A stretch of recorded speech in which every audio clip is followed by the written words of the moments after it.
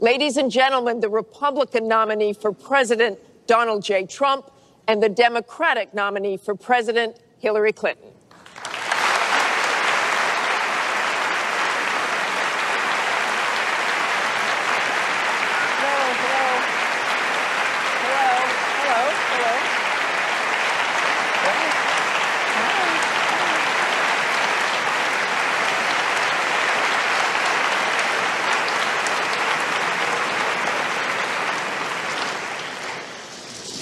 Thank you very much for being here. We're going to begin with a question from one of the members in our town hall.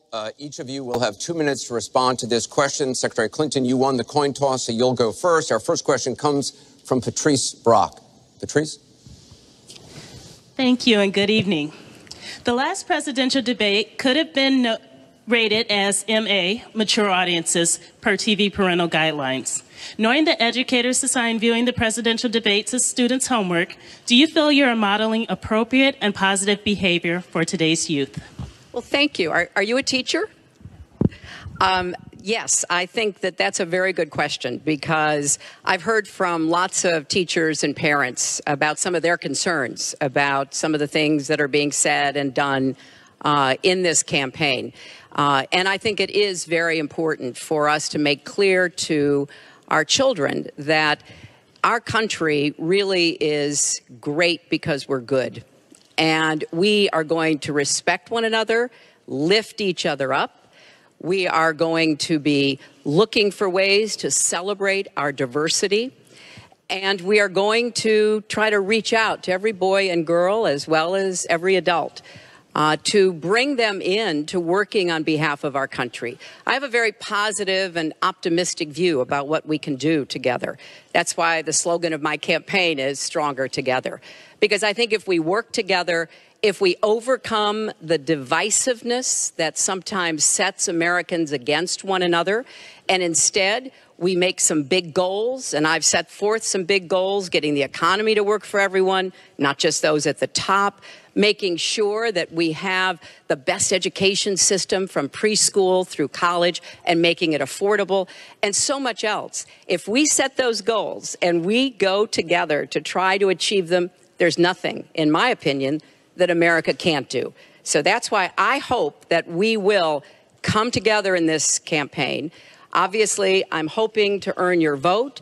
I'm hoping to be elected in November, and I can promise you I will work with every American. I want to be the president for all Americans, regardless of your political beliefs, where you come from, what you look like, your religion. I want us to heal our country and bring it together, because that's, I think, the best way for us to get the future that our children and our grandchildren deserve. Secretary Clinton, thank you. Mr. Trump, you have 2 minutes. Well, I actually agree with that. I agree with everything she said. I began this campaign because I was so tired of seeing such foolish things happen to our country. This is a great country. This is a great land. I've gotten to know the people of the country over the last year and a half that I've been doing this as a politician. I cannot believe I'm saying that about myself, but I guess I have been a politician. And my whole concept was to make America great again. When I watch the deals being made, when I watch what's happening with some horrible things like Obamacare, where your health insurance and health care is going up by numbers that are astronomical, 68%, 59%, 71%. When I look at the Iran deal and how bad a deal it is for us, it's a one-sided transaction where we're giving back $150 billion to a terrorist state, really the #1 terrorist state. We've made them a strong country from really a very weak country just 3 years ago. When I look at all of the things that I see and all of the potential that our country has, we have such tremendous potential, whether it's in business and trade, where we're doing so badly. Last year, we had an almost $800 billion trade deficit. In other words, trading with other countries, we had an $800 billion deficit. It's hard to believe. Inconceivable. You say, who's making these deals? We're going to make great trade deals. We're going to have a strong border. We're going to bring back law and order. Just today, policeman was shot, 2 killed, and this is happening on a weekly basis. We have to bring back respect to law enforcement. At the same time, we have to take care of people on all sides. We need justice. But I want to do things that haven't been done, including fixing and making our inner cities better for the African-American citizens that are so great, and for the Latinos, Hispanics. And I look forward to doing it. It's called Make America Great Again. Thank you, Mr. Trump. The question from Patrice was about, are you both modeling positive and appropriate behaviors for today's youth? We received a lot of questions online, Mr. Trump, about the tape that was released on Friday. As you can imagine, you called what you said locker room banter. You described kissing women without consent, grabbing their genitals. That is sexual assault. You bragged that you have sexually assaulted women. Do you understand that? No, I didn't say that at all. I don't think you understood what was said. This was locker room talk. I'm not proud of it. I apologize to my family. I apologize to the American people. Certainly, I'm not proud of it. But this is locker room talk. You know, when we have a world where you have ISIS chopping off heads, where you have, and frankly, drowning people in steel cages, where you have wars and horrible, horrible sights all over, where you have so many bad things happening. This is like medieval times. We haven't seen anything like this, the carnage all over the world. And they look and they see. Can you imagine the people that are, frankly, doing so well against us with ISIS? And they look at our country and they see what's going on. Yes, I'm very embarrassed by it. I hate it. But it's locker room talk, and it's one of those things. I will knock the hell out of ISIS. We're going to defeat ISIS. ISIS happened a number of years ago in a vacuum that was left because of bad judgment. And I will tell you, I will take care of ISIS. So, Mr. Trump, we should get on to much more important things and much bigger things. Just for the record, though, are you saying that what you said on that bus 11 years ago, that you did not actually kiss women without consent or grope women without consent? I have great respect for women. Nobody has more respect for women than I do. So for the record, you're saying you never did that? Things that, frankly, you hear these things are said. And I was embarrassed by it, but I have tremendous respect for women. Have you ever done those things? Women have respect for me. And I will tell you, no, I have not. And I will tell you that I'm going to make our country safe. We're going to have borders in our country, which we don't have now. People are pouring into our country, and they're coming in from the Middle East and other places. We're going to make America safe again. We're going to make America great again, but we're going to make America safe again. And we're going to make America wealthy again, because if you don't do that, it sounds harsh to say, but we have to build up the wealth of our nation. Right now, other nations are taking our jobs and they're taking our wealth. Thank you, Mr. And that's what I want to talk about. Secretary Clinton, do you want to respond? Well, like everyone else, I've spent a lot of time thinking over the last 48 hours about what we heard and saw. You know, with prior Republican nominees for president, I disagreed with them on politics, policies, principles, but I never questioned their fitness to serve. Donald Trump is different. I said starting back in June that he was not fit to be president and commander-in-chief. And many Republicans and independents have said the same thing. What we all saw and heard on Friday was Donald talking about women, what he thinks about women, what he does to women. And he has said that the video doesn't represent who he is, but I think it's clear to anyone who heard it that it represents exactly who he is, because we've seen this throughout the campaign. We have seen him insult women. We've seen him rate women on their appearance, ranking them from 1 to 10. We've seen him embarrass women on TV and on Twitter. We saw him after the first debate spend nearly a week denigrating a former Miss Universe in the harshest, most personal terms. So, yes, this is who Donald Trump is. But it's not only women, and it's not only this video that raises questions about his fitness to be our president, because he has also targeted immigrants, African Americans, Latinos, people with disabilities, POWs, Muslims, and so many others.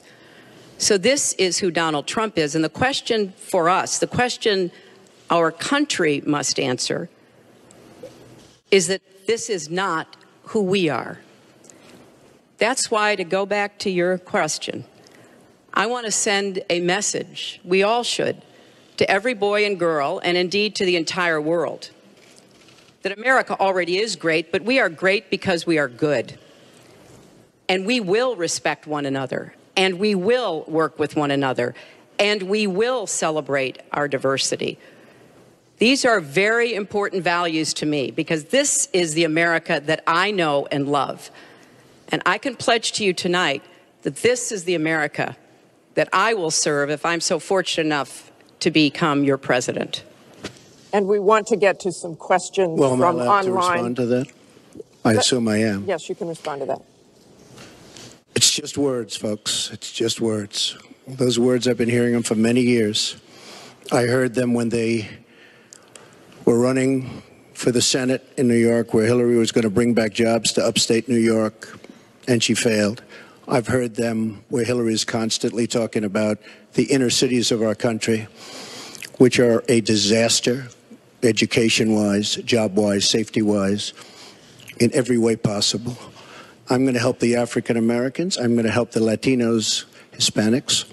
I am going to help the inner cities. She's done a terrible job for the African Americans. She wants their vote, and she does nothing, and then she comes back 4 years later.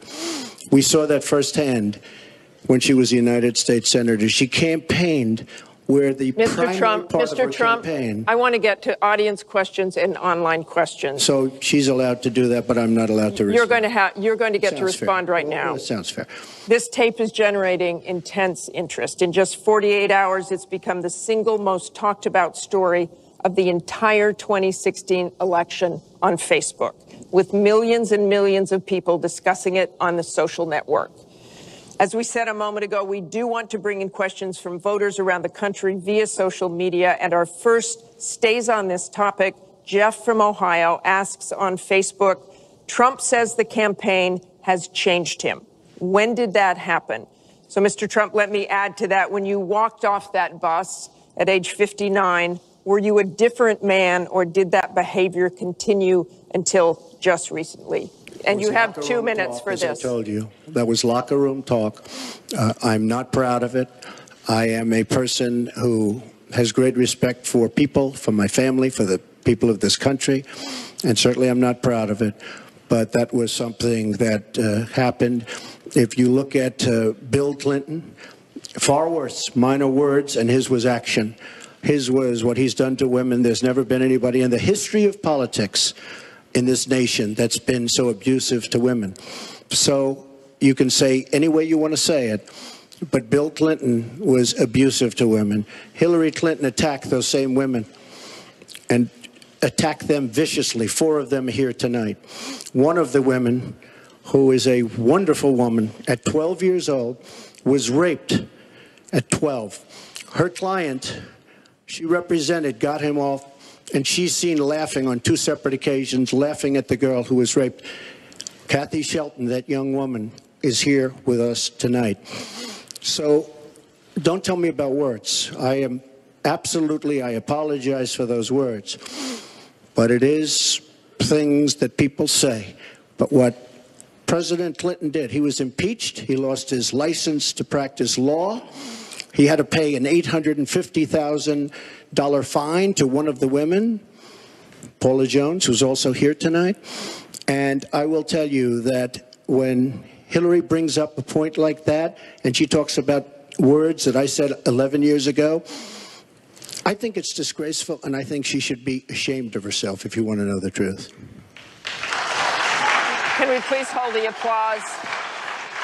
Secretary Clinton, you have 2 minutes. Well, first, let me start by saying that so much of what he's just said is not right, but he gets to run his campaign any way he chooses. He gets to decide what he wants to talk about. Instead of answering people's questions, talking about our agenda, laying out the plans that we have that we think can make a better life and a better country, that's his choice. When I hear something like that, I am reminded of what my friend Michelle Obama advised us all. When they go low, you go high.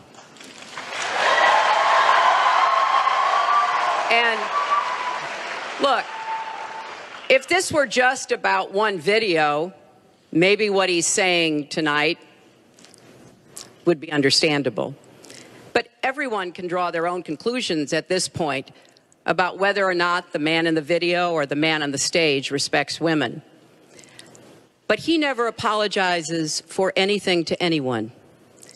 He never apologized to Mr. and Mrs. Khan, the Gold Star family, whose son, Captain Khan, died in the line of duty in Iraq. And Donald insulted and attacked them for weeks over their religion. He never apologized to the distinguished federal judge who was born in Indiana. But Donald said he couldn't be trusted to be a judge because his parents were, quote, Mexican.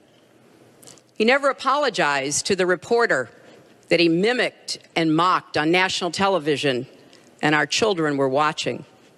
And he never apologized for the racist lie that President Obama was not born in the United States of America. He owes the president an apology. He owes our country an apology. And he needs to take responsibility for his actions and his words.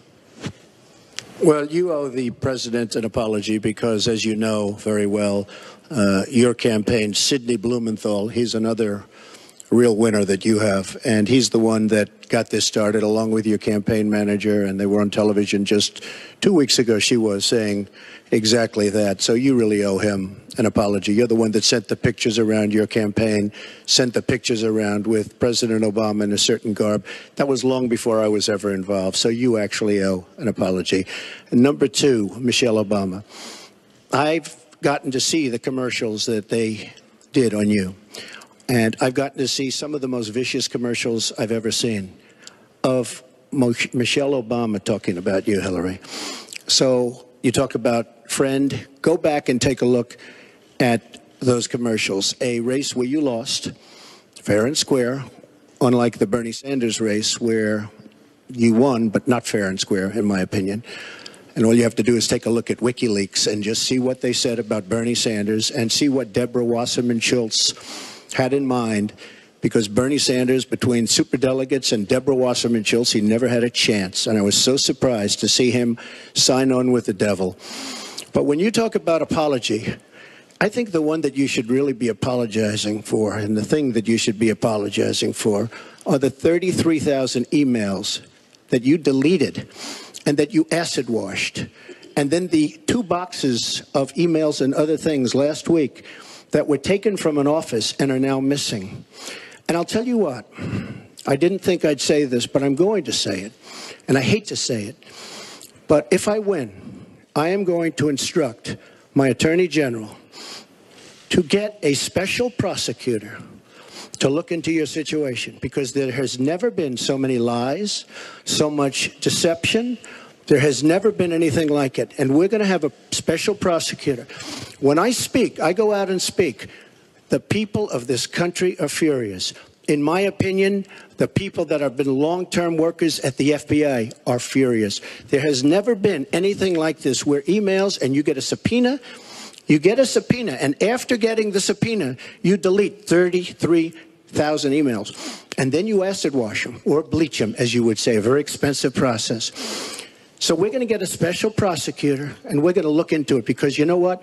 People have been, their lives have been destroyed for doing 1/5 of what you've done. And it's a disgrace. And honestly, you ought to be ashamed of yourself. Secretary Clinton, I want to follow up on that. I'm going to let you talk about email. Because everything he just said is absolutely false, but I'm not surprised. Really? In the first debate, and the audience needs to calm down here. I told people that it would be impossible to be fact-checking Donald all the time. I'd never get to talk about anything I want to do and how we're going to really make lives better for people. So once again, go to HillaryClinton.com. We have literally Trump. You can fact check him in real time. Last time at the first debate, we had millions of people fact-checking, so I expect we'll have millions more fact-checking because, you know, it's just awfully good that someone with the temperament of Donald Trump is not in charge of the law in our country. Yeah, because you'd be in jail. Secretary Clinton.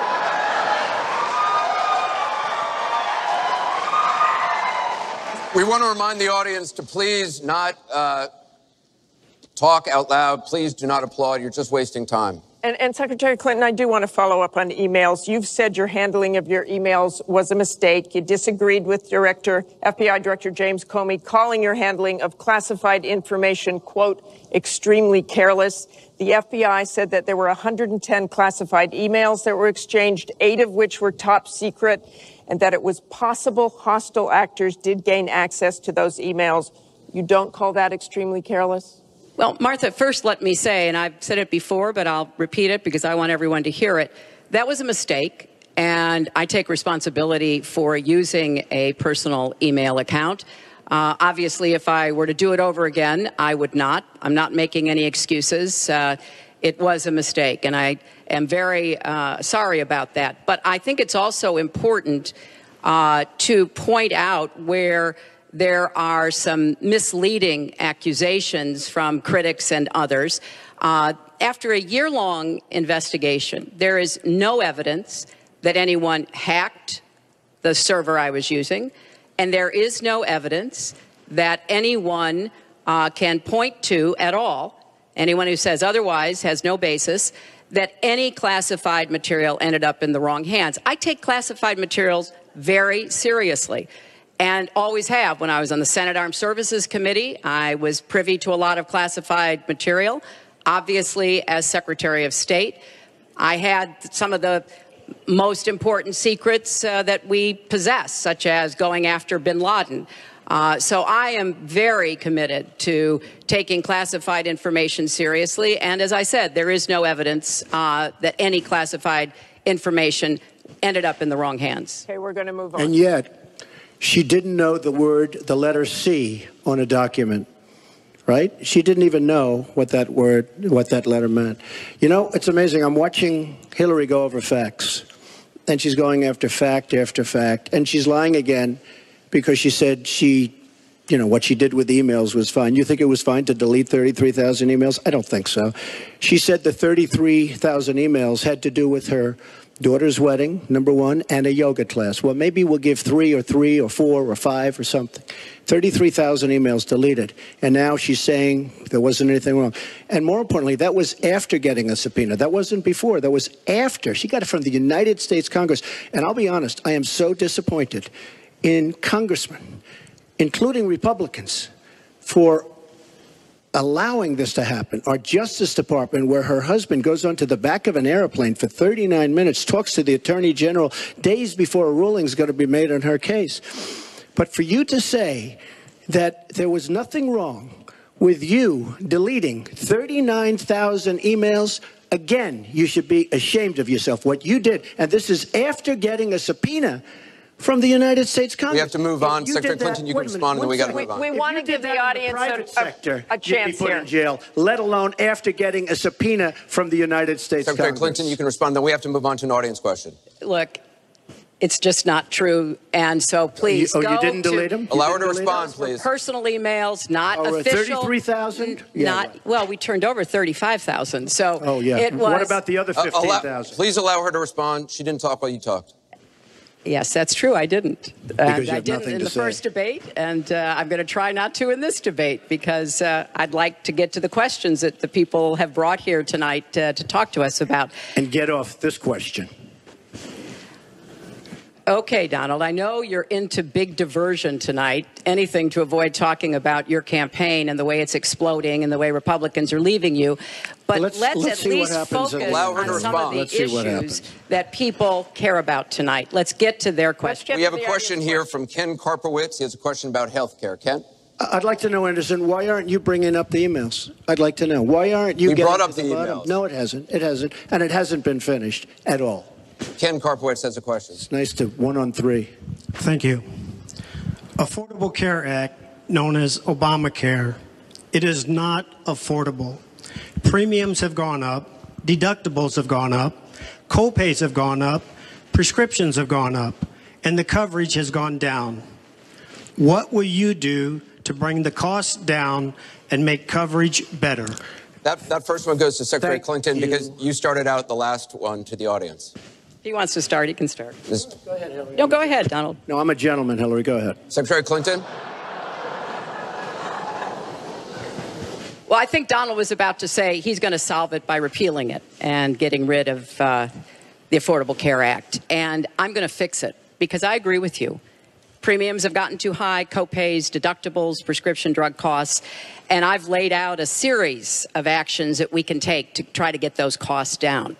But here's what I don't want people to forget when we're talking about reining in the costs, which has to be the highest priority of the next president.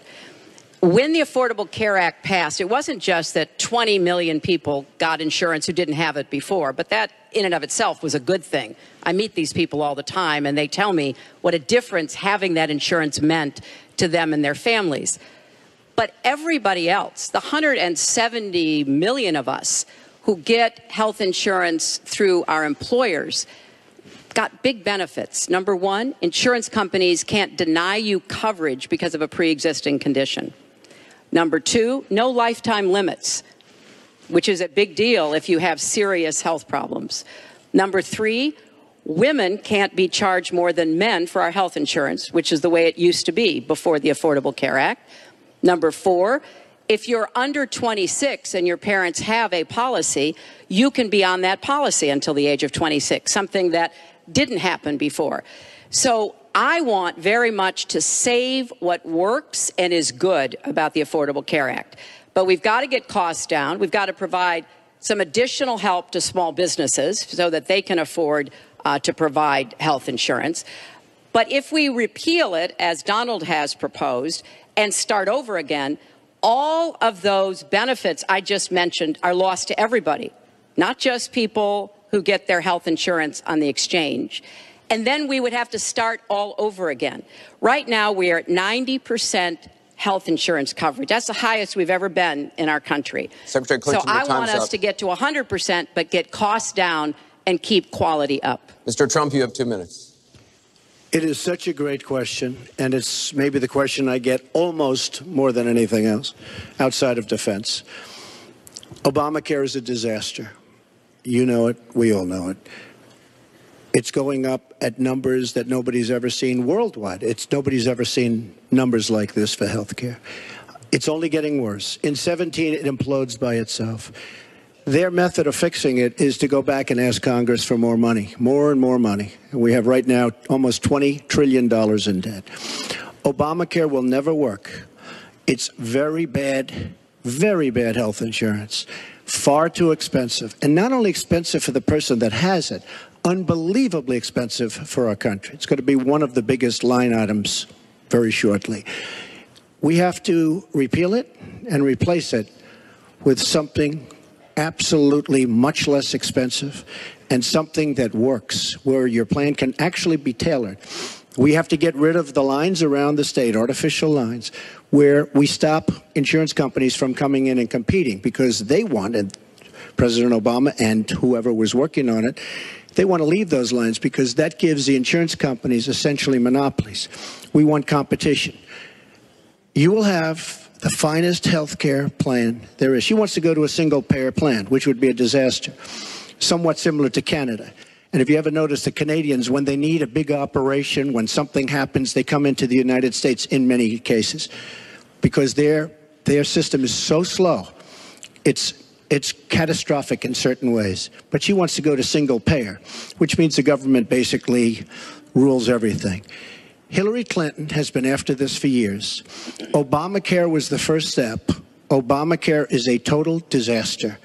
And not only are your rates going up by numbers that nobody's ever believed, but your deductibles are going up. So that unless you get hit by a truck, you're never going to be able to use it. Mr. Trump, it is a disastrous plan, and it has to be repealed and replaced. Secretary Clinton, let me follow up with you. Your husband called Obamacare, quote, the craziest thing in the world, saying that small business owners are getting killed as premiums double, coverage is cut in half.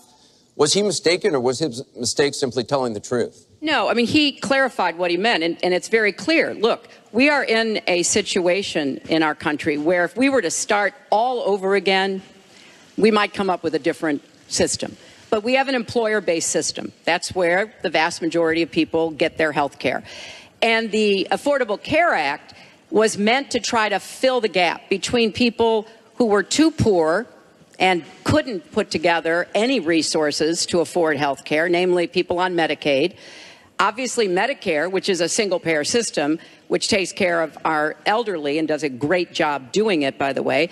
And then all the people who were employed, but people who were working but didn't have the money to afford insurance and didn't have anybody, an employer or anybody else, to help them. That was the slot that the Obamacare approach was to take. And like I say, 20 million people now have health insurance. So if we just rip it up and throw it away, what Donald's not telling you is we just turn it back to the insurance companies the way it used to be. And that means the insurance companies get to do pretty much whatever they want, including saying, look, I'm sorry, you've got diabetes, you had cancer, your child has asthma. Your time is up. You may not be able to have insurance because you can't afford it. So let's fix what's broken about it, but let's not throw it away and give it all back to the insurance companies and the drug companies. Let me follow up with you, Mr. That's not going to work. Mr. Trump, let me follow up on this. Just one thing. First of all, Hillary, everything's broken about it, everything. Number two, Bernie Sanders said that Hillary Clinton has very bad judgment. This is a perfect example of it, trying to save Obamacare, which is... You've said you want to end Obamacare. You've said you want to end Obamacare. You've also said you want to make coverage accessible for people with pre-existing conditions. How do you force insurance companies to do that if you're no longer mandating that every American get insurance? You're going to have plans. What does that mean? Well, I'll tell you what it means. You're going to have plans that are so good because we're going to have so much competition in the insurance industry once we break out the lines and allow the competition to come. Are you going to have a mandate that Americans have to have health insurance? President Obama, by keeping those lines, the boundary lines around each state, and it was almost gone until just very toward the end of the passage of Obamacare, which, by the way, was a fraud. You know that, because Jonathan Gruber, the architect of Obamacare, he said it was a great lie. It was a big lie. President Obama said you keep your doctor, you keep your plan. The whole thing was a fraud, and it doesn't work. But when we get rid of those lines, you will have competition, and we will be able to keep pre-existing. We'll also be able to help people that don't have money, because we are going to have people protected. And Republicans feel this way, believe it or not, and strongly this way. We're going to block grant into the states. We're going to block grant into Medicaid into the states so that we will be able to take care of people without the necessary funds to take care of themselves. Thank you, Mr. Trump. We now go to Gorba Hamid with a question for both candidates. Hi. There are 3.3 million Muslims in the United States, and I'm one of them. You've mentioned working with Muslim nations, but with Islamophobia on the rise, how will you help people like me deal with the consequences of being labeled as a threat to the country after the election is over? Mr. Trump, you're first. Well, you're right about Islamophobia, and that's a shame. But one thing we have to do is we have to make sure that, because there is a problem. I mean, whether we like it or not, and we can be very politically correct, but whether we like it or not, there is a problem. And we have to be sure that Muslims come in and report when they see something going on. When they see hatred going on, they have to report it. As an example, in San Bernardino, many people saw the bombs all over the apartment of the two people that killed 14 and wounded many, many people. Horribly wounded. They'll never be the same. Muslims have to report the problems when they see them. And, you know, there's always a reason for everything. If they don't do that, it's a very difficult situation for our country. Because you look at Orlando, and you look at San Bernardino, and you look at the World Trade Center, go outside, you look at Paris, look at that horrible, these are radical Islamic terrorists. And she won't even mention the word, and nor will President Obama. He won't use the term radical Islamic terrorism. Now, to solve a problem, you have to be able to state what the problem is, or at least say the name. She won't say the name, and President Obama won't say the name, but the name is there. It's radical Islamic terror. And before you solve it, you have to say the name. Secretary Clinton. Well, thank you for asking your question. And I've heard this question from a lot of Muslim Americans across our country, because unfortunately there's been a lot of very divisive, dark things said about Muslims. And even someone like Captain Khan, the young man who sacrificed himself defending our country in the United States Army, has been subject to attack by Donald. I want to say just a couple of things. First, we've had Muslims in America since George Washington, and we've had many successful Muslims. We just lost a particularly well-known one with Muhammad Ali. My vision of America is an America where everyone has a place. If you're willing to work hard, you do your part, you contribute to the community. That's what America is. That's what we want America to be for our children and our grandchildren. It's also very short-sighted and even dangerous to be engaging in the kind of demagogic rhetoric that Donald has about Muslims. We need American Muslims to be part of our eyes and ears on our front lines. I've worked with a lot of different Muslim groups around America. I've met with a lot of them, and I've heard how important it is for them to feel that they are wanted and included and part of our country, part of our homeland security, and that's what I want to see. It's also important, I intend to defeat ISIS, to do so in a coalition with majority Muslim nations. Right now, a lot of those nations are hearing what Donald says and wondering, why should we cooperate with the Americans? And this is a gift to ISIS and the terrorists, violent jihadist terrorists. We are not at war with Islam, and it is a mistake, and it plays into the hands of the terrorists to act as though we are. So I want a country where citizens like you and your family are just as welcome as anyone else. Thank you, Secretary Clinton. Mr. Trump, in December, you said this: Donald J. Trump is calling for a total and complete shutdown of Muslims entering the United States until our country's representatives can figure out what the hell is going on. We have no choice. We have no choice. Your running mate said this week that the Muslim ban is no longer your position. Is that correct? And if it is, was it a mistake to have a religious test? First of all, Captain Khan is an American hero. And if I were president at that time, he would be alive today. Because unlike her, who voted for the war without knowing what she was doing, I would not have had our people in Iraq. Iraq was a disaster. So he would have been alive today. The Muslim ban is something that in some form has morphed into a extreme vetting from certain areas of the world. Hillary Clinton wants to allow and why did it morph into that? No, did you? No, answer the question. Do you still believe? I do. You interrupt me all the time. Why don't you interrupt her? Would you please explain whether or not the Muslim ban still stands? It's called extreme vetting. We are going to areas like Syria where they're coming in by the tens of thousands because of Barack Obama, and Hillary Clinton wants to allow a 550% increase over Obama. People are coming into our country like we have no idea who they are, where they're from, what their feelings about our country is, and she wants 550% more. This is going to be the great Trojan horse of all time. We have enough problems in this country. I believe in building safe zones. I believe in having other people pay for them. As an example, the Gulf states who are not carrying their weight, but they have nothing but money, and take care of people. But I don't want to have, with all the problems this country has and all of the problems that you see going on, hundreds of thousands of people coming in from Syria when we know nothing about them. We know nothing about their values, and we know nothing about their love for our country. And Secretary Clinton, let me ask you about that, because you have asked for an increase from 10 to 65,000 Syrian refugees. We know you want tougher vetting. That's not a perfect system. So why take the risk of having those refugees come into the country? Well, first of all, I will not let anyone into our country that I think poses a risk to us. But there are a lot of refugees, women and children. Think of that picture we all saw of that 4-year-old boy with the blood on his forehead because he'd been bombed by the Russian and Syrian air forces. There are children suffering in this catastrophic war, largely, I believe, because of Russian aggression. And we need to do our part. We by no means are carrying anywhere near the load that Europe and others are. But we will have vetting that is as tough as it needs to be from our professionals, our intelligence experts, and others.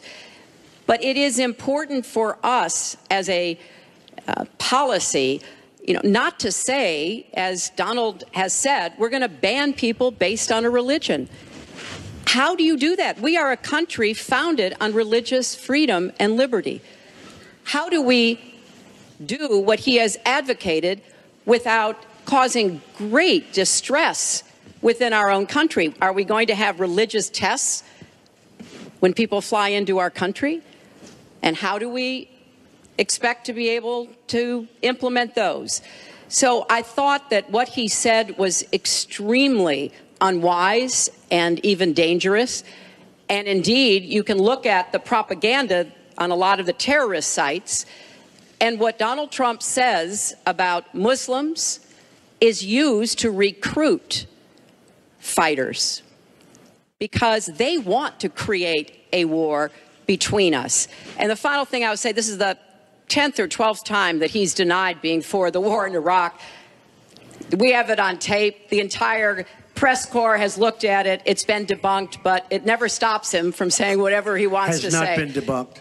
So please has not been debunked. And go to HillaryClinton.com and you can see it. I was against the war in Iraq. Has not been debunked. And you voted for it, and you shouldn't have. Well, I just want There's been lots of fact-checking on that. I'd like to move on to an online question. She just went about 25 seconds over her time. Could I just respond to this, please? Very quickly, please. Hillary Clinton, in terms of having people come into our country, we have many criminal illegal aliens. When we want to send them back to their country says we don't want them. In some cases, they're murderers, drug lords, drug problems, and they don't want them. And Hillary Clinton, when she was Secretary of State, said, that's okay, we can't force it into their country. Let me tell you, I'm going to force them right back into their country. They're murderers and some very bad people. And I will tell you very strongly, when Bernie Sanders said she had bad judgment, she has really bad judgment, because we are letting people into this country that are going to cause problems and crime like you've never seen. We're also letting drugs pour through our southern border at a record clip, and it shouldn't be allowed to happen. ICE just endorsed me. They've never endorsed a presidential candidate. The Border Patrol agents, 16,500, just recently endorsed me. And they endorsed me because I understand the border. She doesn't. She wants amnesty for everybody. Come right in, come right over. It's a horrible thing she's doing. She's got bad judgment, and honestly, so bad that she should never be president of the United States. That I can tell you. Thank you, Mr. Trump. I want to move on. This next question comes from the public through the Bipartisan Open Debate Coalition's online forum, where Americans submitted questions that generated millions of votes. This question involves WikiLeaks' release of purported excerpts of Secretary Clinton's paid speeches, which she has refused to release, and one line in particular in which you, Secretary Clinton, purportedly say you need both a public and private position on certain issues. So, two from Virginia asks, is it okay for politicians to be two-faced? Is it acceptable for a politician to have a private stance on issues? Secretary Clinton, well, your 2 minutes. Right. As I recall, that was something I said about Abraham Lincoln after having seen the wonderful Steven Spielberg movie called Lincoln. It was a master class watching President Lincoln get the Congress to approve the 13th Amendment. It was principled and it was strategic. And I was making the point that it is hard sometimes to get the Congress to do what you want to do, and you have to keep working at it. And yes, President Lincoln was trying to convince some people. He used some arguments. Convincing other people, he used other arguments. That was a great, I thought, a great display of presidential leadership. But, you know, let's talk about what's really going on here, Martha, because our intelligence community just came out and said in the last few days that the Kremlin, meaning Putin and the Russian government, are directing the attacks, the hacking on American accounts to influence our election. And WikiLeaks is part of that, as are other sites where the Russians hack information. We don't even know if it's accurate information, and then they put it out. We have never in the history of our country been in a situation where an adversary, a foreign power, is working so hard to influence the outcome of the election. And believe me, they're not doing it to get me elected. They're doing it to try to influence the election for Donald Trump. Now, maybe because he has praised Putin, maybe because he says he agrees with a lot of what Putin wants to do, maybe because he wants to do business in Moscow. I don't know the reasons. But we deserve answers. And we should demand that Donald release all of his tax returns so that people can see what are the entanglements and the financial relationships we're going to get to that later. That he has Secretary with Clinton, Russians and you're out other of time. foreign powers. Well, I think I should Mr. respond Trump. because it's so ridiculous. Look, now she's blaming, she got caught in a total lie. Her papers went out to all her friends at the banks, Goldman Sachs and everybody else, and she said things, WikiLeaks, that just came out. And she lied. Now she's blaming the lie on the late, great Abraham Lincoln. That's one that I haven't. Okay, Honest Abe. Honest Abe never lied. That's the good thing. That's the big difference between Abraham Lincoln and you. That's a big, big difference. We're talking about some difference. But as far as other elements of what she was saying, I don't know, Putin. I think it would be great if we got along with Russia because we could fight ISIS together, as an example. But I don't know Putin. But I notice anytime anything wrong happens, they like to say, the Russians, she doesn't know if it's the Russians doing the hacking. Maybe there is no hacking. But they always blame Russia. And the reason they blame Russia is because they think they're trying to tarnish me with Russia. I know nothing about Russia. I know about Russia, but I know nothing about the inner workings of Russia. I don't deal there. I have no businesses there. I have no loans from Russia. I have a very, very great balance sheet. So great that when I did the old post office on Pennsylvania Avenue, the United States government, because of my balance sheet, which they actually know very well, chose me to do the old post office between the White House and Congress, chose me to do the old post office. One of the primary things, in fact, perhaps the primary thing, was balance sheet. But I have no loans with Russia. You could go to the United States government and they would probably tell you that because they know my sheet very well in order to get that development I had to have. Now, the taxes are a very simple thing. As soon as I have, first of all, I pay hundreds of millions of dollars in taxes. Many of our friends took bigger deductions. Warren Buffett took a massive deduction. Soros, who's a friend of hers, took a massive deduction. Many of the people that are giving her all this money that she can do many more commercials than me took massive deductions. I pay hundreds of millions of dollars in taxes. But as soon as my routine audit's finished, I'll release my returns. I'll be very proud to. Thank you, Mr. Trump. We've got we're on turn, actually, to the topic of taxes. We have a question from Spencer Moss. Spencer? Good evening. My question is, what specific tax provisions will you change to ensure the wealthiest Americans pay their fair share in taxes? Mr. Trump, you have 2 minutes. Well, one thing I do is get rid of carried interest. One of the greatest provisions for people like me, to be honest with you. I give up a lot when I run because I knock out the tax code. And she could have done this years ago, by the way. She was a United States senator. She complains that Donald Trump took advantage of the tax code. Well, why didn't she change it? Why didn't you change it when you were a senator? The reason you didn't is that all your friends take the same advantage that I do. And I do. You have provisions in the tax code that, frankly, we could change. But you wouldn't change it because all of these people give you the money so you can take negative ads on Donald Trump. And I say that about a lot of things. You know, I've heard Hillary complaining about so many different things over the years. Oh, we should have done this. But she's been there for 30 years. She's been doing this stuff. She never changed, and she never will change. She never will change. We're getting rid of carried interest provisions. I'm lowering taxes, actually, because I think it's so important for corporations, because we have corporations leaving, massive corporations and little ones. Little ones can't form. We're getting rid of regulations, which goes hand in hand with the lowering of the taxes. But we're bringing the tax rate down from 35% to 15%. We're cutting taxes for the middle class, and I will tell you, we are cutting them big league for the middle class. And I will tell you, Hillary Clinton is raising your taxes, folks. You can look at me. She's raising your taxes really high. And what that's going to do is a disaster for the country. But she is raising your taxes and I'm lowering your taxes. That in itself is a big difference. We are going to be thriving again. We have no growth in this country. There's no growth. If China has a GDP of 7%, it's like a national catastrophe. We're down at 1%. And that's like no growth. And we're going lower, in my opinion. And a lot of it has to do with the fact that our taxes are so high, just about the highest in the world. And I'm bringing them down to one of the lower in the world.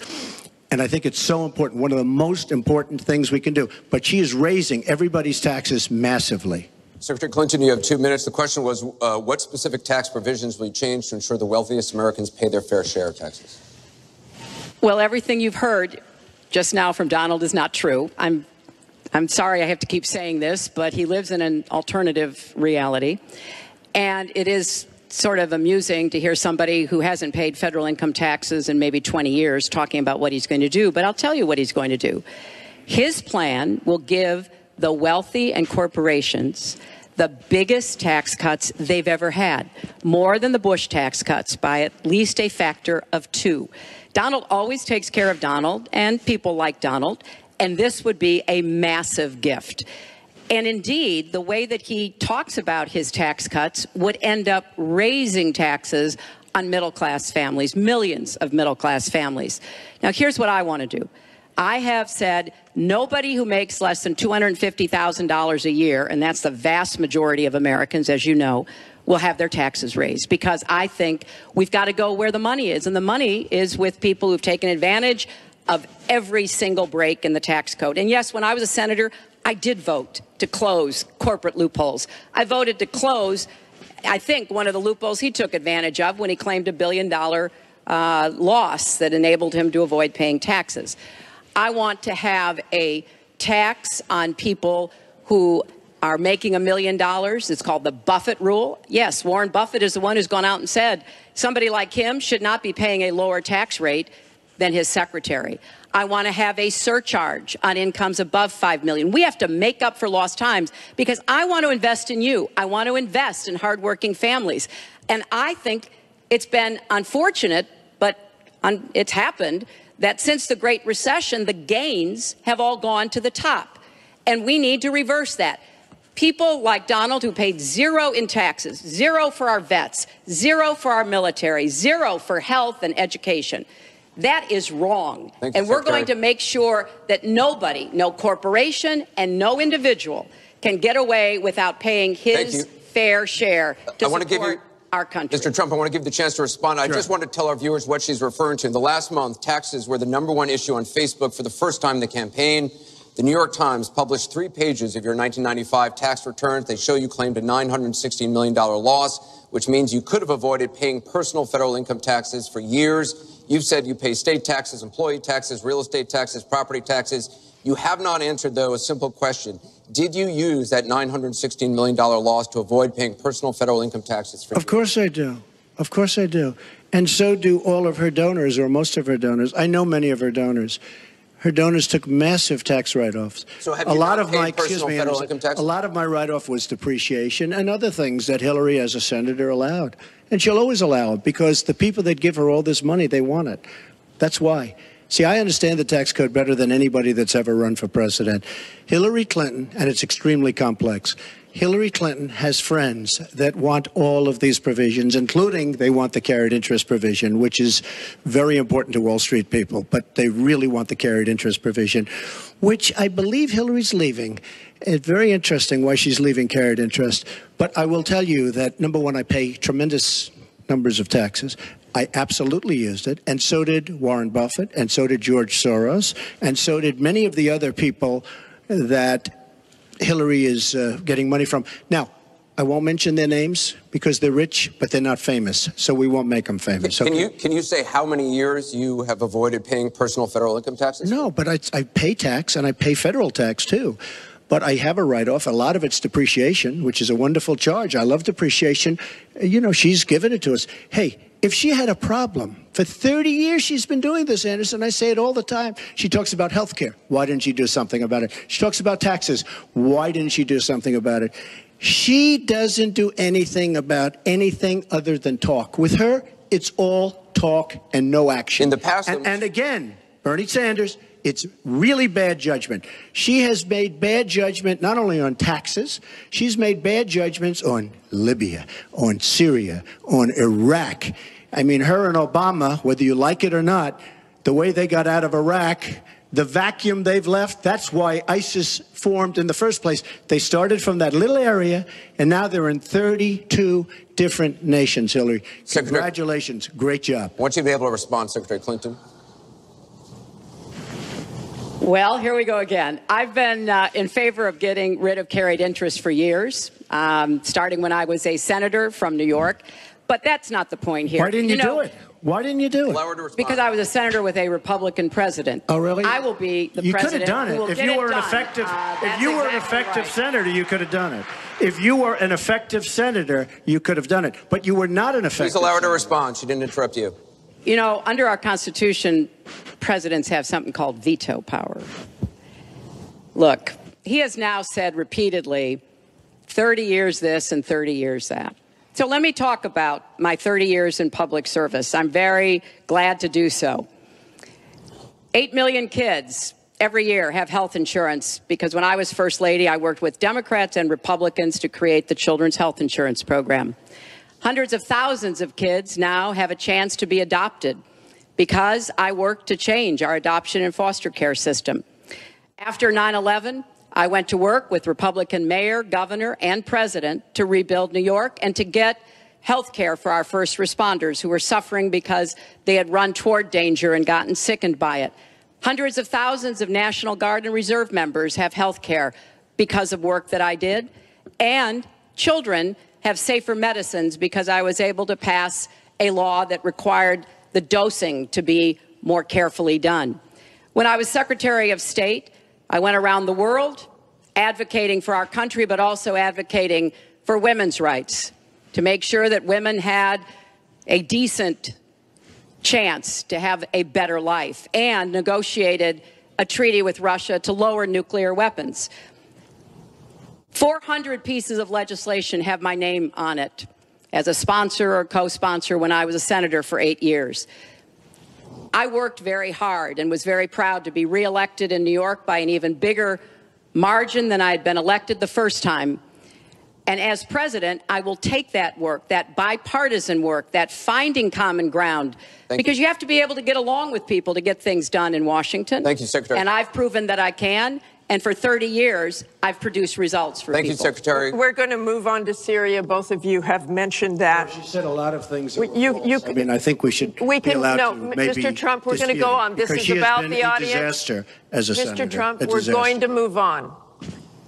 The heartbreaking video of a 5-year-old Syrian boy named Amran sitting in an ambulance after being pulled from the rubble after an airstrike in Aleppo focused the world's attention on the horrors of the war in Syria, with 136 million views on Facebook alone.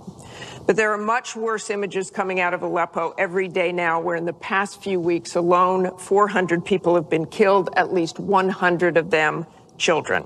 Just days ago, the State Department called for a war crimes investigation of the Syrian regime of Bashar al-Assad and its ally, Russia, for their bombardment of Aleppo.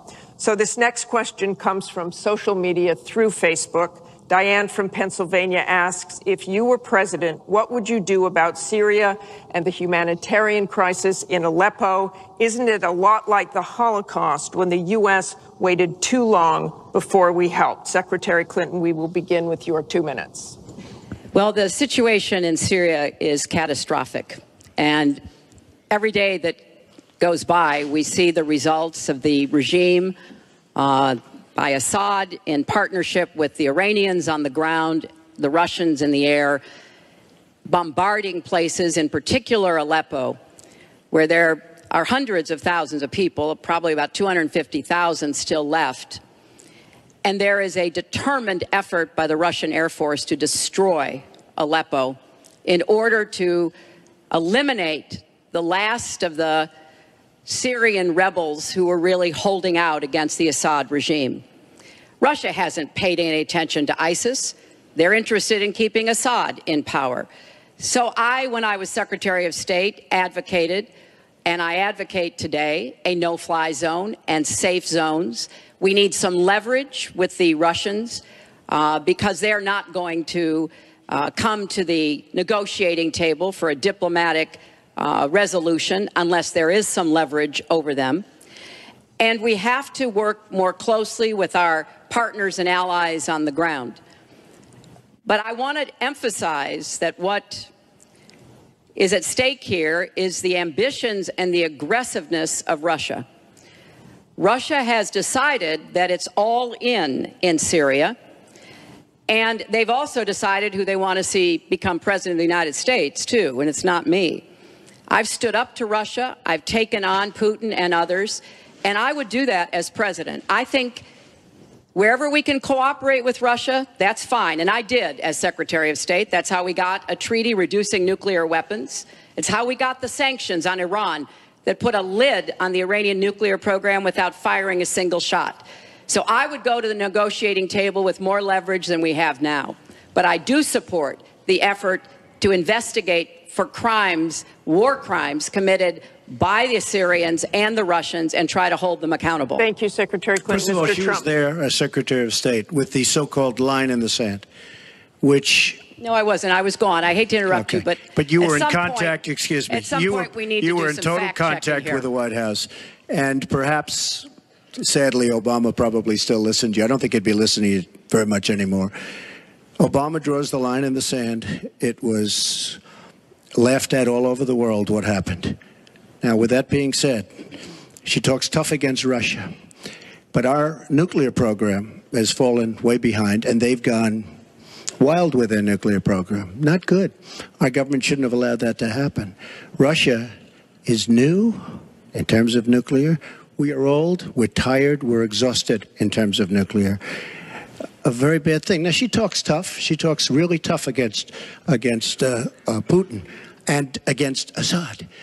She talks in favor of the rebels. She doesn't even know who the rebels are. You know, every time we take rebels, whether it's in Iraq or anywhere else, we're arming people.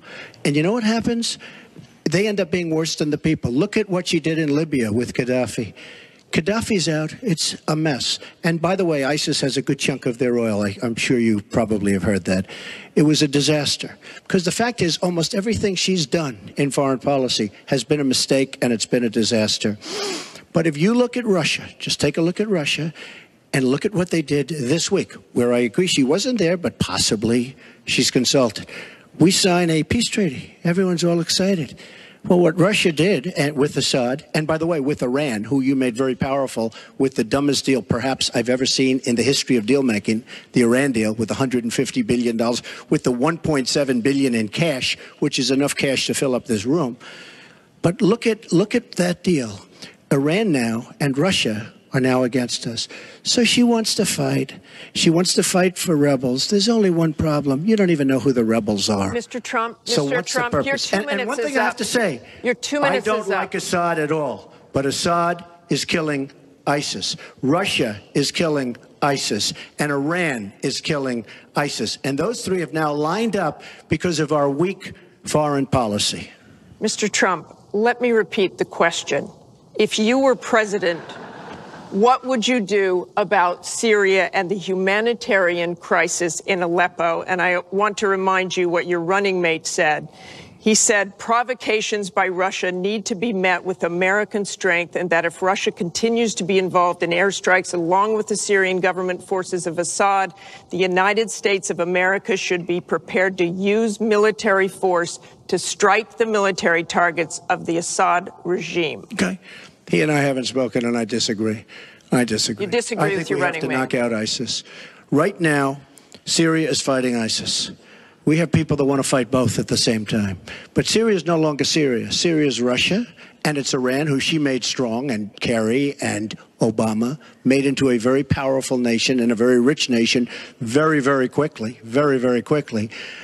I believe we have to get ISIS.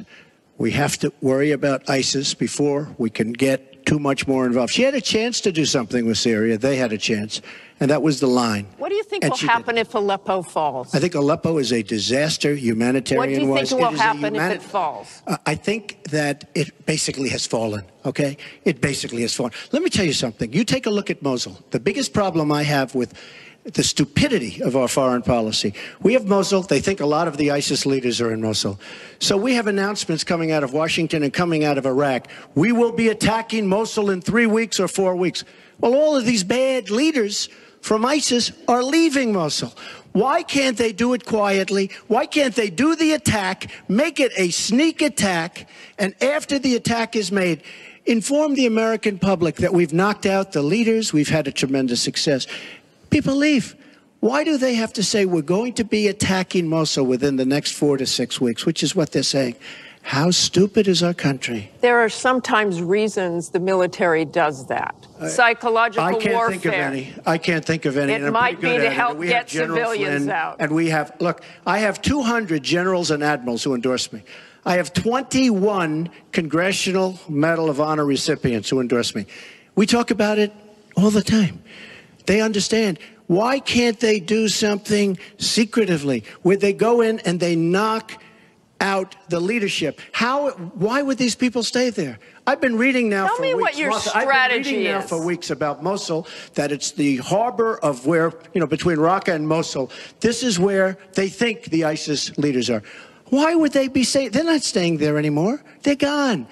Because everybody's talking about how Iraq, which is us with our leadership, goes in to fight Mosul. Now, with these 200 admirals and generals, they can't believe it. All I say is this: General George Patton, General Douglas MacArthur are spinning in their grave at the stupidity of what we're doing in the Middle East. I'm going to go to Secretary Clinton. Secretary Clinton, you want Assad to go. You advocated arming rebels, but it looks like that may be too late for Aleppo. You talk about diplomatic efforts. Those have failed. Ceasefires have failed. Would you introduce the threat of U.S. military force beyond a no-fly zone against the Assad regime to back up diplomacy? I would not use American ground forces in Syria. I think that would be a very serious mistake. I don't think American troops should be holding territory, which is what they would have to do as an occupying force. I don't think that is a smart strategy. I do think the use of special forces, which we're using, the use of enablers and trainers in Iraq, which has had some positive effects, are very much in our interests. And so I do support what is happening. But what would you do differently than President Obama is doing? Martha, I hope that by the time I hope by the time I am president that we will have pushed ISIS out of Iraq. I do think that there is a good chance that we can take Mosul. Donald says he knows more about ISIS than the generals. No, he doesn't. There are a lot of very important planning going on, and some of it is to signal to the Sunnis in the area, as well as Kurdish Peshmerga fighters, that we all need to be in this, and that takes a lot of planning and preparation. I would go after Baghdadi. I would specifically target Baghdadi because I think our targeting of al-Qaeda leaders, and I was involved in a lot of those operations, highly classified ones, made a difference. So I think that could help. I would also consider arming the Kurds. The Kurds have been our best partners in Syria as well as Iraq. And I know there's a lot of concern about that in some circles, but I think they should have the equipment they need so that Kurdish and Arab fighters on the ground are the principal way that we take Raqqa after pushing ISIS out of Iraq. Thank you very much. We're going to move on. Funny, she went over a minute over, and you don't stop her. When I go 1 second over, it's like you had many answers. It's really very interesting. We've got a question over here from James Carter. Mr. Carter?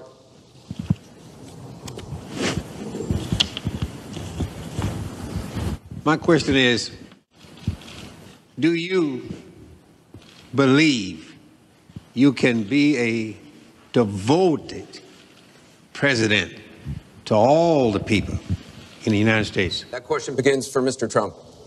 Absolutely. I mean, she calls Are people deplorable, a large group, and irredeemable? I will be a president for all of our people, and I'll be a president that will turn our inner cities around and will give strength to people and will give economics to people and will bring jobs back, because NAFTA, signed by her husband, is perhaps the greatest disaster trade deal in the history of the world, not in this country. It stripped us of manufacturing jobs. We lost our jobs. We lost our money. We lost our plants. It is a disaster. And now she wants to sign TPP, even though she says now she's for it. She called it the gold standard. And by the way, at the last debate, she lied, because it turned out that she did say the gold standard, and she said she didn't say it. They actually said that she lied, okay? And she lied, but she's lied about a lot of things. I would be a president for all of the people, African Americans, the inner cities. Devastating what's happening to our inner cities. She's been talking about it for years. As usual, she talks about it, nothing happens. She doesn't get it done. Same with the Latino Americans, the Hispanic Americans, the same exact thing. They talk, they don't get it done. You go into the inner cities and you see it's 45% poverty. African Americans now, 45% poverty in the inner cities. The education is a disaster.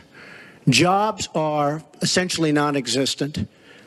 I mean, it's, you know, and I've been saying at big speeches where I have 20 and 30,000 people, what do you have to lose? It can't get any worse. And she's been talking about the inner cities for 25 years. Nothing's going to ever happen. Let me tell you, if she's president of the United States, nothing's going to happen. It's just going to be talk. And all of her friends, the taxes we were talking about, and I would just get it by osmosis. She's not doing any me favors. But by doing all the others favors, she's doing me favors. Mr. Trump, thank you. But I will tell you, she's all talk. It doesn't get done. All you have to do is take a look at her Senate run. Take a look at upstate New York. Your 2 minutes is up. Secretary Clinton, it turned out 2 to minutes. be a disaster. You have 2 minutes, Secretary Clinton. Well, 67% of the people voted to re-elect me when I ran for my second term, and I was very proud and very humbled by that.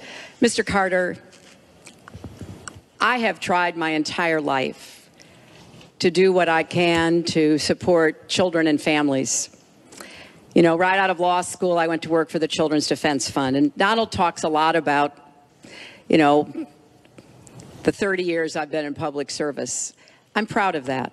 You know, I started off as a young lawyer working against discrimination against African American children in schools and in the criminal justice system. I worked to make sure that kids with disabilities could get a public education, something that I care very much about. I have worked with Latinos. One of my first jobs in politics was down in South Texas, registering Latino citizens to be able to vote. So I have a deep devotion, to use your absolutely correct word, to making sure that every American feels like he or she has a place in our country.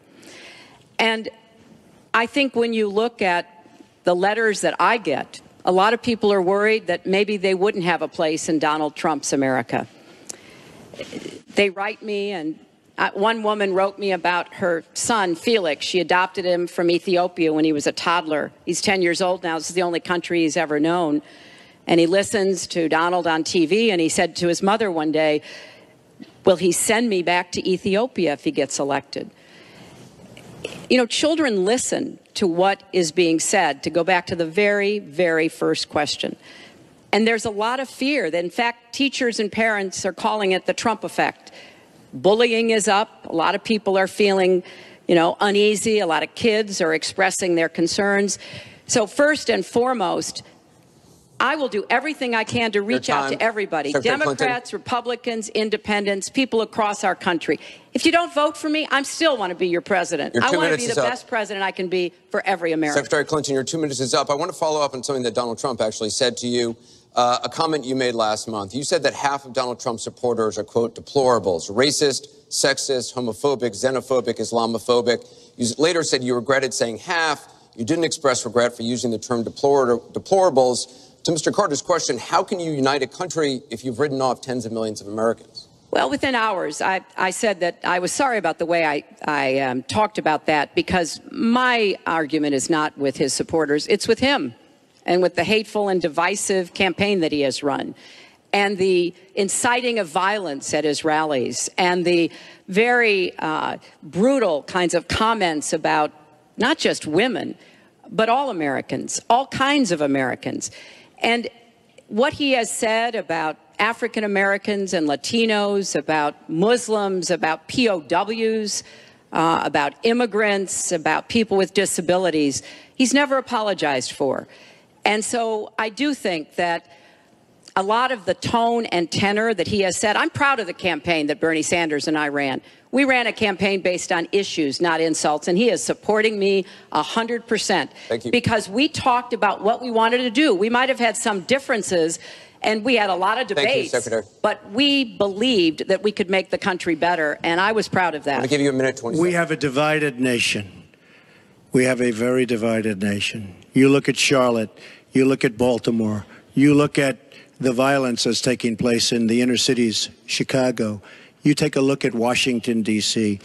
We have an increase in murder within our cities, the biggest in 45 years. We have a divided nation because people like her, and believe me, she has tremendous hate in her heart. And when she said deplorables, she meant it. And when she said irredeemable, they're irredeemable. You didn't mention that. But when she said they're irredeemable, to me, that might have been even worse. She said some of them are irredeemable. She's got tremendous hatred. And this country cannot take another 4 years of Barack Obama. And that's what you're getting with her. Mr. Trump, let me follow up with you. In 2008, you wrote in one of your books that the most important characteristic of a good leader is discipline. You said if a leader doesn't have it, quote, he or she won't be one for very long.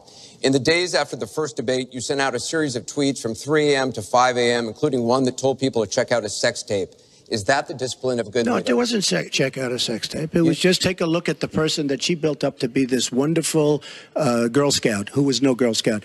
By the way, just so you understand, when she said 3 o'clock in the morning, take a look at Benghazi. She said, who's going to answer the call at 3 o'clock in the morning? Guess what?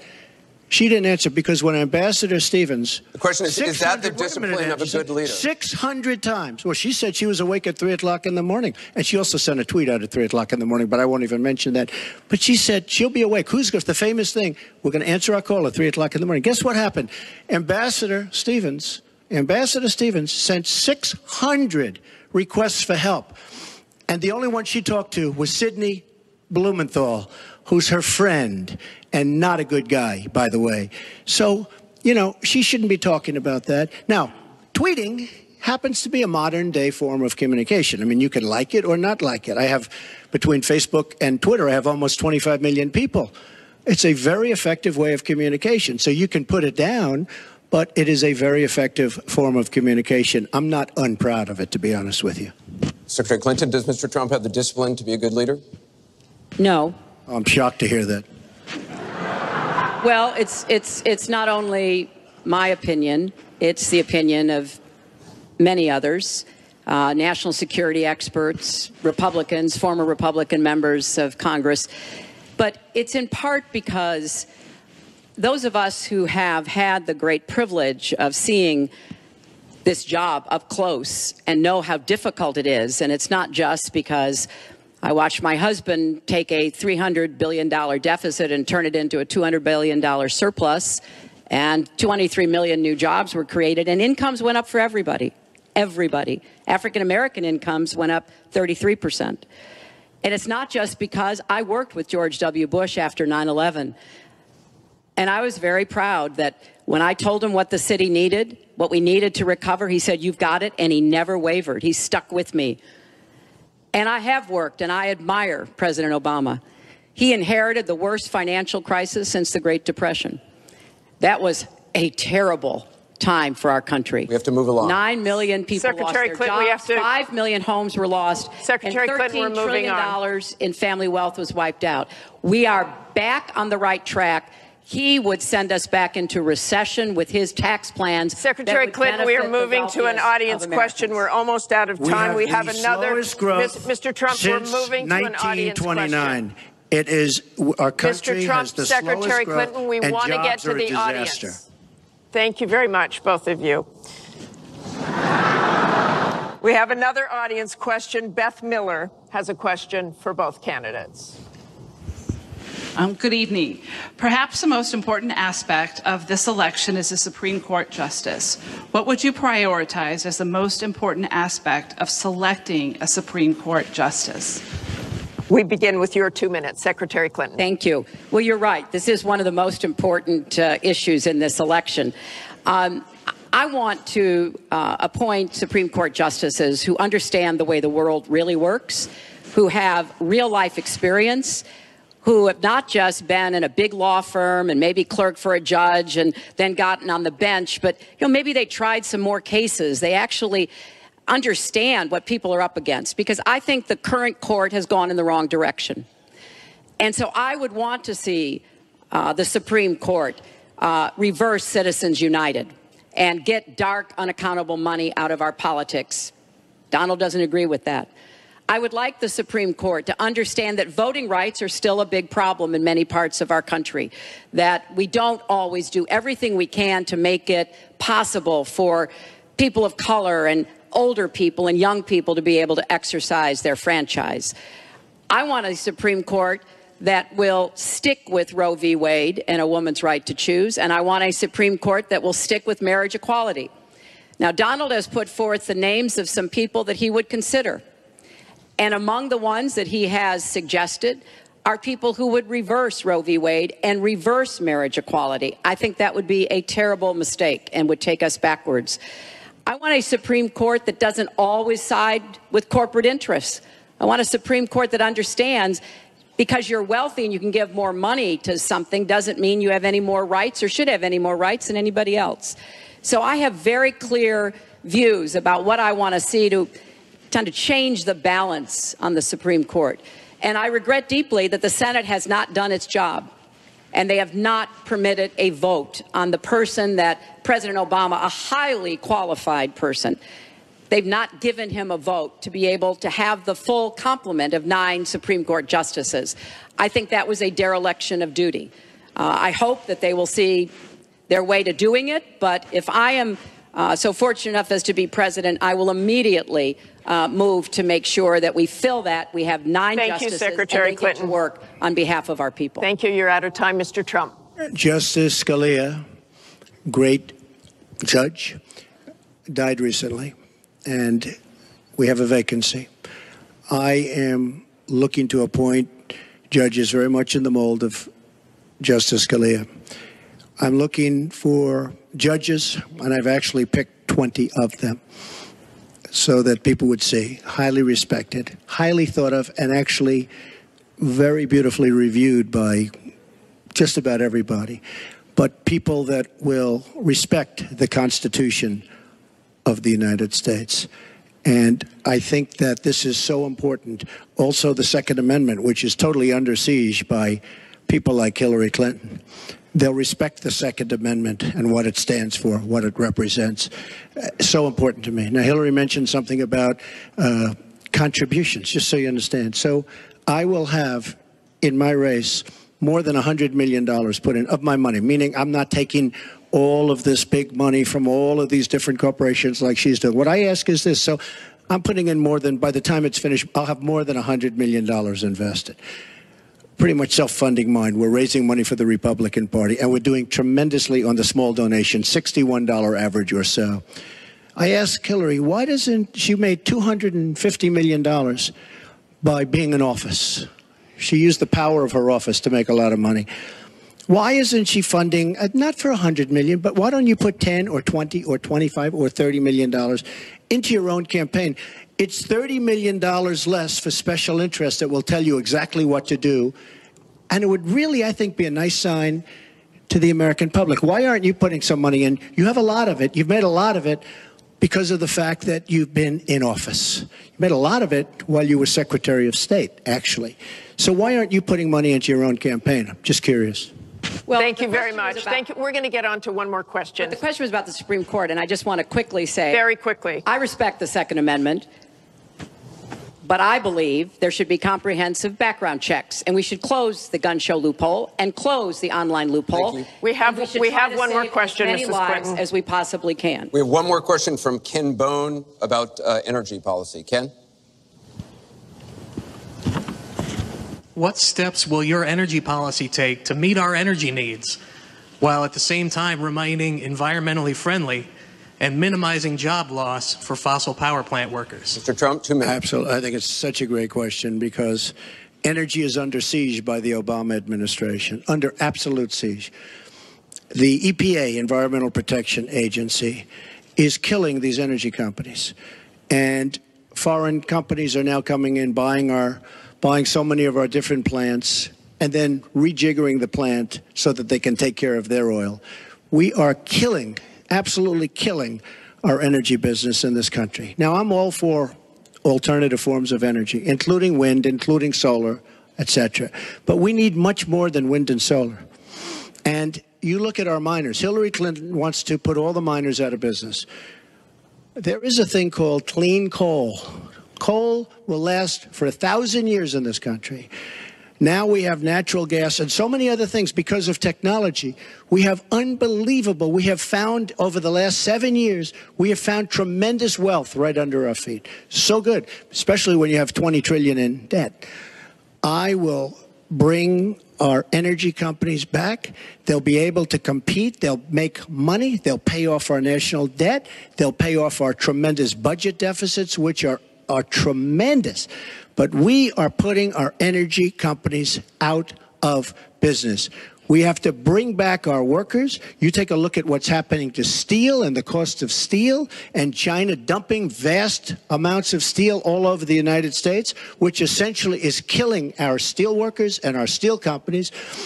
We have to guard our energy companies. We have to make it possible. The EPA is so restrictive that they are putting our energy companies out of business. And all you have to do is go to a great place like West Virginia or places like Ohio, which is phenomenal, or places like Pennsylvania, and you see what they're doing to the people, miners and others in the energy business. It's a disgrace. Your time is up. Thank you, It's sir. an absolute disgrace. And Secretary Clinton, 2 minutes. Well, that was very interesting. First of all, China is illegally dumping steel in the United States, and Donald Trump is buying it to build his buildings, putting steel workers and American steel plants out of business. That's something that I fought against as a senator, and that I would have a trade prosecutor to make sure that we don't get taken advantage of by China on steel or anything else.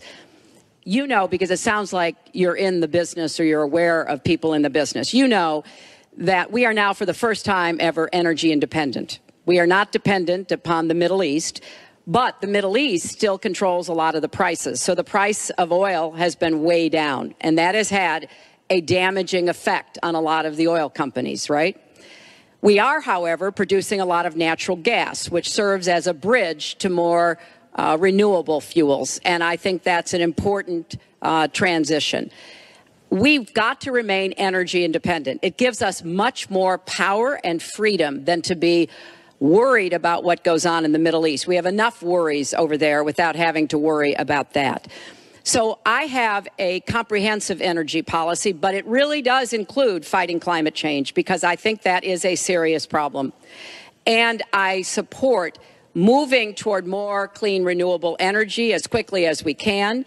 Because I think we can be the 21st century clean energy superpower and create millions of new jobs and businesses. But I also want to be sure that we don't leave people behind. That's why I'm the only candidate from the very beginning of this campaign who had a plan to help us revitalize coal country. Because those coal miners and their fathers and their grandfathers, they dug that coal out. A lot of them lost their lives. They were injured. But they turned the lights on and they powered our factories. I don't want to walk away from them, so we've got to do something for them. But the price of coal is down worldwide. So we have to look at this comprehensively, and that's exactly what I have proposed. I hope you will go to HillaryClinton.com and look at my entire policy. One more audience question. We've sneaked in one more question, and it comes from Carl Becker. Good evening. My question to both of you is, regardless of the current rhetoric, would either of you name one positive thing that you respect in one another?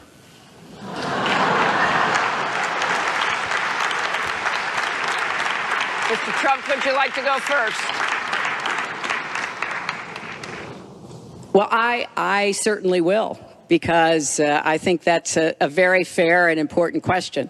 Look, I respect his children. His children are incredibly able and devoted, and I think that says a lot about Donald. I don't agree with nearly anything else he says or does, but I do respect that. And I think that is something that, as a mother and a grandmother, is very important to me. So I believe that this election has become, in part, so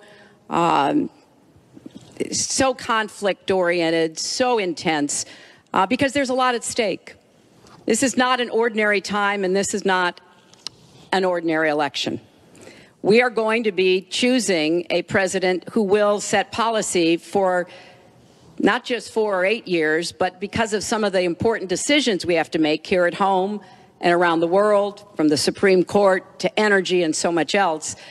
And so there is a lot at stake. It's one of the most consequential elections that we've had.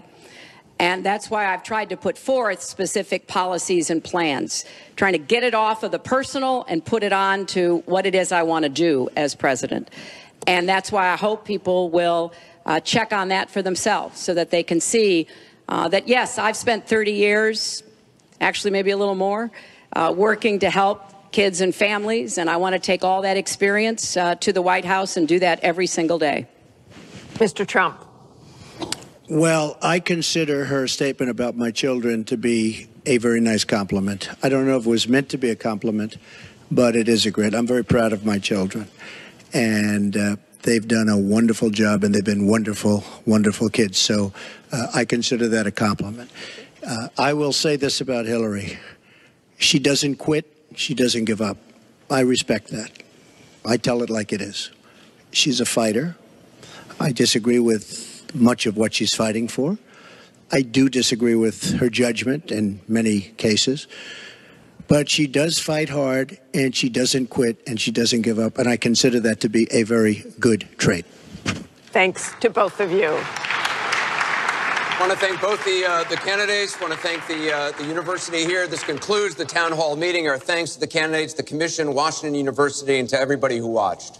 Please tune in on October 19th for the final presidential debate that will take place at the University of Nevada, Las Vegas. Good night, everyone.